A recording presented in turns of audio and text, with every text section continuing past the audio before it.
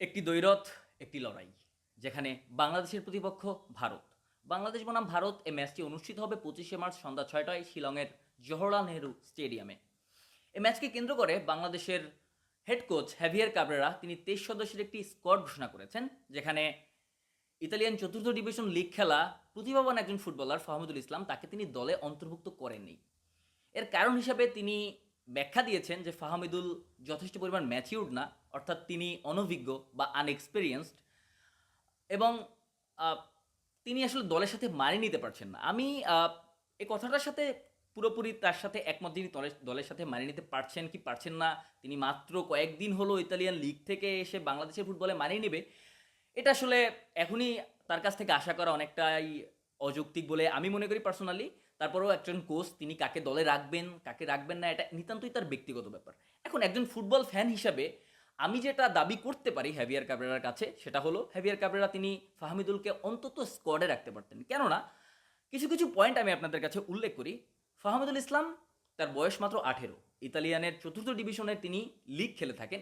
আপনারা হয়তো বা চিন্তা, চতুর্থ ডিভিশন হোক আর পঞ্চম ডিভিশন হোক কিংবা 6 ডিভিশন হোক, ইতালিয়ান লিগ খেলা একটা দল অবশ্যই বাংলাদেশের যে কোনো ঘরোয়া লিগ কিংবা বাংলাদেশ ন্যাশনাল টিমের যে ধরনের ফুটবল খেলে তার থেকে অনেক ভালো মাপের ফুটবল খেলে বলে আমি মনে করি। এখন সেইখানে থেকে একজন ফুটবলারকে আপনি নিয়ে আসলেন আপনার কাছে টেনে, যে তুমি এসে আমাদের দলের রাডারে যুক্ত হও, দলের সাথে ক্যাম্পিং করালেন আপনি সৌদিতে, সেখান থেকে আপনি তাকে আবার ফেরত পাঠিয়ে দিলেন ইতালিতে। এবং এর কারণ হিসেবে আপনি যেটা ব্যাখ্যা করেছেন যে সে যথেষ্ট পরিমাণ ম্যাচিউর্ড না, হ্যাভিয়ার কাবরেরার মন ফাহমিদুল জয় করতে পারেনি। তার খেলায় যদিও তিনি ভার্সেটাইল ফুটবলার, তিনি left wing, right wing, left back সব পজিশনে তিনি খেলতে পারেন, কিন্তু হ্যাভিয়ার কাবরেরা তাকে প্রস্তুতি ম্যাচে খেলিয়েছেন, তিনি সেখানে অসাধারণ পারফরমেন্সও করেছেন, 3টি গোলও তিনি করেছেন, কিন্তু তারপরও আসলে হ্যাভিয়ার কাবরেরার মন তিনি জয় করতে পারেননি।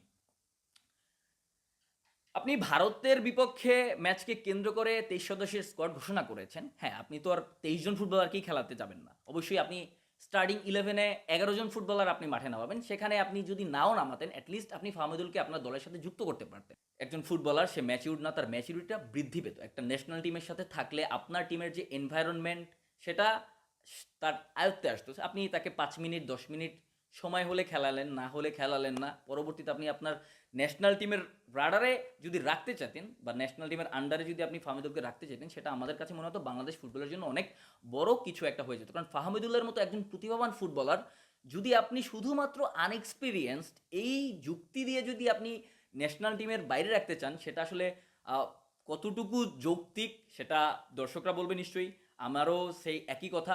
আপনারা যেখানে দেখতেছেন ইউরোপে লামিন ইয়ামাল আছে, এনরিক আছে, তারপরে আর্দা গুলার, খুবই অল্প বয়সী কিছু ফুটবলার, তারা কিন্তু ইউরোপিয়ান ফুটবলের দাপট দেখিয়ে যাইতেছেন। এর এর কারণ কিন্তু তখন তারা কোচেরা ব্যাখ্যা করেনি যে এরা বয়স কম তাই এদেরকে আমরা খেলাচ্ছি না। তো বয়স কম একটা ফ্যাক্টর হ্যাঁ হইতে পারে। আমি লামিন ইয়ামাল কিংবা এনরিকের সাথে অবশ্যই ফাহমিদুলের কম্পেয়ার করব না, কারণ তাদের তাদের ফুটবলিং লেভেল এবং ফাহমিদুলের ফুটবলিং লেভেল হয়তোবা এক পর্যায়ে না, কিন্তু ফাহমিদুল একজন ভার্সেটাইল ফুটবলার, প্রতিভাবান ফুটবলার। তাকে যদি হাভিয়ার কাবরেরা দলে অন্তর্ভুক্ত করতো, সেটি বাংলাদেশ ফুটবলের জন্য অনেকটা মঙ্গল বয়ে আনতো বলে আমি মনে করি। অলরেডি হামজা চৌধুরী আসছেন, ফাহমিদুলের মতো এরকম ইতালিয়ান ফুটবলে চতুর্থ ডিভিশনের লিগ খেলা একজন ফুটবলার, অ্যাটলিস্ট তাকে যদি আপনি দলে অন্তর্ভুক্ত করতেন, তাহলে তার এক্সপেরিয়েন্সটা গেইন করতো। আপনি যেহেতু আনএক্সপেরিয়েন্সড হিসাবে তাকে বাদ দিয়ে দিয়েছেন, তার তো ন্যাশনাল টিমে খেলার অভিজ্ঞতা নাই, কিন্তু আপনি যদি তাকে দলে রাখতেন তার অবশ্যই তার অভিজ্ঞতার ভান্ডারটা ভারী হতো। আপনার যাদের অভিজ্ঞ ফুটবলার আছেন, হামজা চৌধুরীর মতো ফুটবলারের সাথে সে ড্রেসিং রুম শেয়ার করতো, এটা তার জন্য অনেক বড় একটা ব্যাপার হইতো।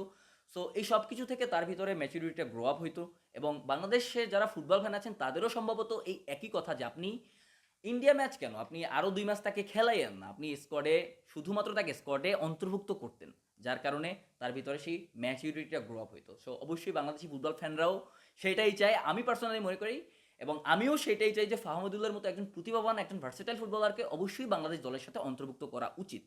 এখন বাফুফে থেকে কি সিদ্ধান্ত আসে সেটার অপেক্ষায় আমরা আছি।